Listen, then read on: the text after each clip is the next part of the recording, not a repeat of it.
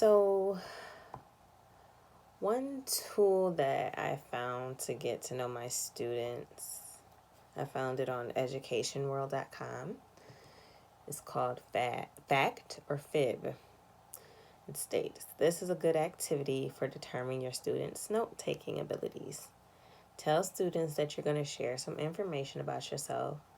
They'll learn about some of your background, hobbies, interests from the 60-second oral biography that you will present. Suggest that students take notes as you speak. They should record what they think are the most important facts you share. When you finish your presentation, tell students that you are going to tell 5 things about yourself. 4 of the statements should tell things that are true and that were part of your presentation.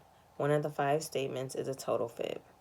This activity is most fun if some of the true facts are some of the most surprising things about you, and if the fib sounds like something that could be very well true. Tell students they may refer to notes to tell which statement is the fib. Next, invite each student to create a biography and a list of 5 statements, 4 facts and 1 fib about himself or herself. Then provide each student a chance to present the 60-second oral biography and to test the other's note-taking abilities by presenting his or own fact or fib quiz. You can have students do this part of the activity in small groups. To me, this is like a student version of two truths and a lie, if you've heard of that game. I've had teachers in the past, put true or false questions on a pop quiz or an exam that we were taking about themselves, and something that they mentioned in class, like one of my professors, oh, I have 4 children. No, you just said you had 3, 2 daughters and a son.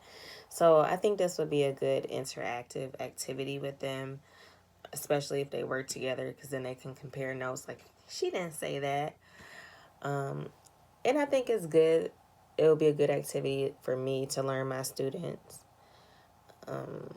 especially their hobbies and their interests. I want to pick up on that specifically because, and their backgrounds too, because I want to see how I can incorporate that into a lesson or anything I'm talking about. For example, if someone's favorite artist was Beyonce, okay, how can I incorporate a Beyonce theme or music into class that has to relate with the subject, of course? Or if someone's favorite dog was a Yorkie, how could I demonstrate that I remembered that information about them? I think that would make our relationships grow stronger, and they trust me more as a teacher. Another thing I had in mind, I was thinking about connecting with my students if they were a little older with sneakers. I know kids are into sneakers, and as a student I wasn't really a big sneaker person, and I feel like kids, oh, Miss Favors, you got the new Fila shoes on, or the new Harachis, or the new Skechers or Airwalks. I wanted to see if my kids could try to guess what sneaker I'm gonna have on today, or have a certain day that we dress similar, like maybe 90s style or something like that. That shows that I'm paying attention to them and they're paying attention to me. It's all about meeting them where they're at, and social media, music, clothes, fashion, art, and sports too. So you have the boys and some girls that are into basketball. I like watching it sometimes, so maybe we could talk about sports or who got traded today, like something like that.